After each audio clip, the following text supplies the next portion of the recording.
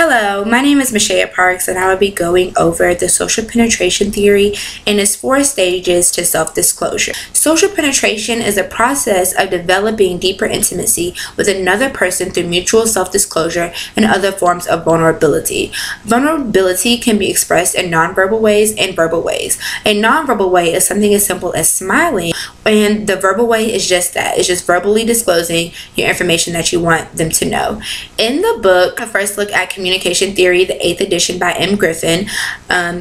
He factored in environment with self-disclosure. Environment is very important with self-disclosure because in certain environments you're more prone to tell someone else your information. So for instance, if you're at a romantic setting with dim lighting and peaceful surroundings, you're more open to disclose your information compared to being in bright fluorescent lighting with a bunch of people in the background. You're going to be more quiet than you would be vocal when first meeting somebody. Also in the book, they have the metaphor of an onion because people's personalities are so multi-layered and the way it's structured that the onion was the best example they could come up with. And with the onion, it talks about how, the deeper you go into somebody's personality, the more they would disclose and the more you guys would become close. Now in the book, Social Penetration, the development of interpersonal relationships, they talk about the first 4 stages of self-disclosure in the book.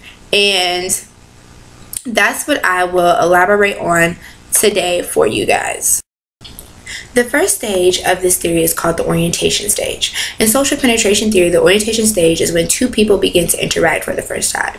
So for example, when you first move into your new dorm or you enter into a new job, you begin to engage in small talk with those around you. You begin to say things such as an agreement, such as, yeah, me too. Or if you congratulate them, you say things such as, oh, that's good, congratulations. You're not understanding why you say these things, but it is a natural instinct. According to the social penetration theory, a person models this behavior of following the social norm of appropriate behavior because it gets them what they want at the end, whether it is a friendship or just to belong in an organization.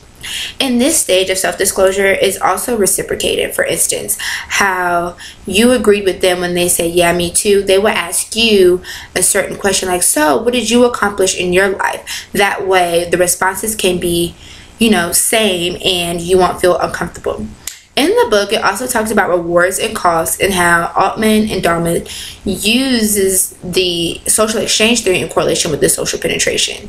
Psychologists John Thiebaud and Harold Kelly, the creators of the social exchange theory, suggested that when people meet for the very first time, that instead of interacting with them, they begin to think about how the person could benefit them based off of what they look like. So say for instance, you're new on campus and you're just looking for somebody to hang out with, eat with, and study with. The first thing you would think of is to join an organization if you don't know anybody. So when doing that, you gravitate towards people that have the same appearance as you, have similar backgrounds. This is when the popular saying, birds of a feather flock together, could be a great example. People tend to form relationships based off of what they know and what makes them comfortable, which eventually, the more you self-disclose, you'll realize that it changes. So by engaging in the small talk, this lets the person you're communicating with or the organization know that you have an appropriate behavior and you're not just expressing your opinions the first time that they meet you. So the second stage of self-disclosure is called the exploratory affirmative stage. And in this stage is where the casual friendships form and you start to have more of a voice. Now with this stage, you start to reveal yourself a little bit more and you express opinions on topics such as politics, entertainment, sports, education, anything you would like, but you don't really say it in full detail. So you get a sense of the other person's personality as well. This will be the second layer of the onion. You show aspects of your personality that were once hidden and with less caution in a sense. So you share more, but at the same time, you're still a little guarded because you don't give the details. You don't give the why. You just give the who. So The exploratory affective exchange gives a person the opportunity to connect and learn more about each other on a personal level. Michael Roloff, in a book he wrote, said relationships at this stage are generally more friendly and relaxed, and movement toward intermediate areas of intimacy is begun. So during this exchange, a sense of trust, caring, and the actual willingness to communicate begin to form, but not the full thing.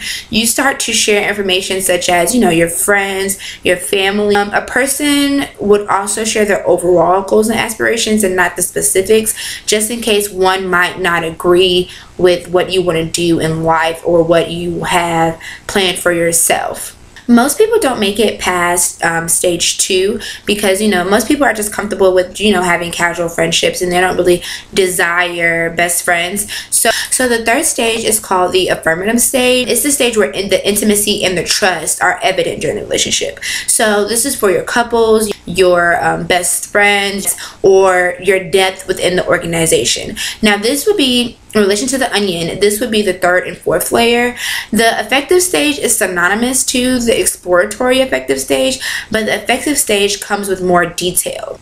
In this stage is where you say their personal and private lives, when this become more detailed. So even though you discussed your friends and family, you discuss why they are important to you or what have they done to be important in your life, because this is where you begin to feel comfortable sharing secrets. This is where, like I mentioned earlier, the couples start to form and the arguments start to become common, where in the beginning they were very rare. This is where also opinions come along and the criticism starts to emerge with self-disclosure, because when you're close to somebody, you will get criticized on certain stuff that you may do, and their opinions will start to be more vocalized. If you are a couple, this is where the kissing and touching begins to happen, because you're comfortable enough to engage in that intimacy with somebody. So for example, when you're with your